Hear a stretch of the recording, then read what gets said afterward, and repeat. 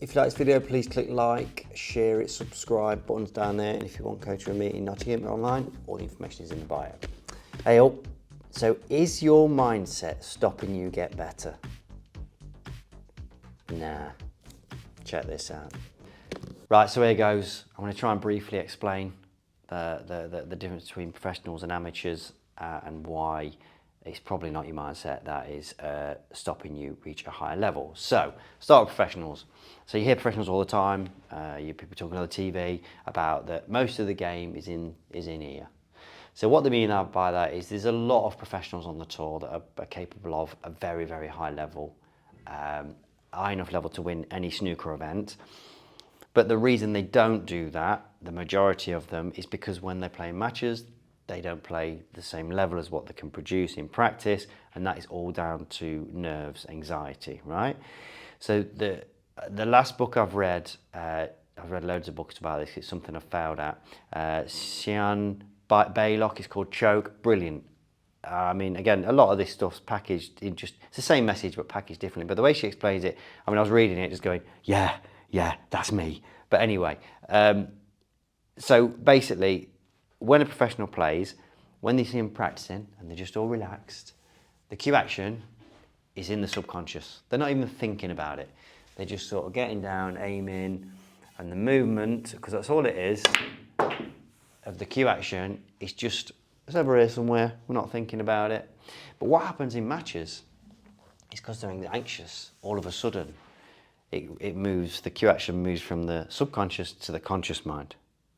So all of a sudden, now the conscious mind ain't as good as the subconscious. So because now it's only got so much bandwidth, so they've got to think about the cue action and the aiming and all this stuff, then they don't cue as well. And then they'll miss aim because they're thinking about the cue action. So for this to work perfectly, it has to be over there. That's why pros are always trying to keep the anxiety levels down so they can just relax and just play and do the thing they do in practice all the time.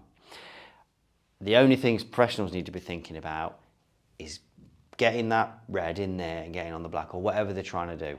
This is where the retention has to be, right? But it's a bit different with amateurs because, again, I get lots of emails and people come and talk to me about, oh, yeah, I get nervous and that. And yeah, absolutely, I'm sure you get nervous, because the league match or the world championship, it's all relative. You're playing your league match or whatever, and it's, there's a bit of nerves there. It's the same process that's happening, but that won't be why you're not reaching a high level. So most amateur, well, nearly every amateur I've seen, they could be better at aiming, and that's the reason they're not getting to a high level. So when I say people are bad aimers, people think that if they're a 100 break player, that they're good at aiming. No chance. They could be miles better. If you make regular hundreds, I guarantee that you could be better aimer. That's the level you can get to being an okay aimer. So if you're a 50 break player, a 60 break player, and you're struggling to get any better, I mean, if you was the perfect aimer as a 60 break player, you would have to have the worst cue action I've ever seen. And most players, even 40, 50 break players, surprise me actually. Something I've learned on this little road I've gone down is that they get the tip back to where they're aiming a lot, but again, they're way off on their aiming, and that's why they're missing. So that should be the thing you go to the most to try and get better, even if you're feeling nervous, even if you don't think you're cueing as good. Now, for an amateur to get much better, they've got to find a cue action that can repeat. Because the problem is, when players are missing, they straight away go, is it my nerves? Is it my cue action? So they tweak some other part of the cue action. But the biggest problem they've got, and I'm not saying they hit it well every time, the biggest problem they've got is they're not aiming very well. So this circle is never going to end, because for them to get really good, they have to get something they can take into the subconscious so they can then just focus on playing the game.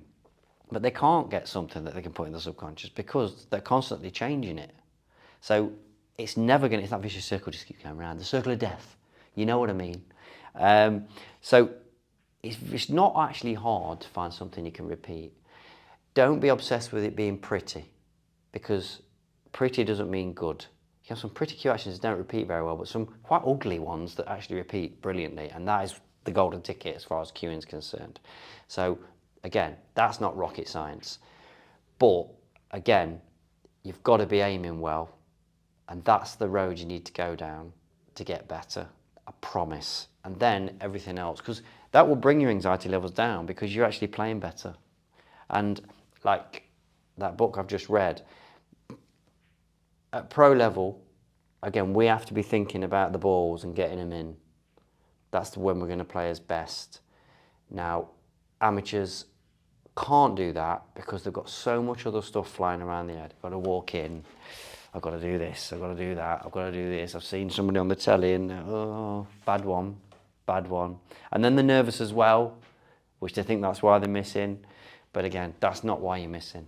You might miss the odd ball because of it, but generally your level is where it's at because you're not that good at aiming. And like I say, even 100 players can get better at it.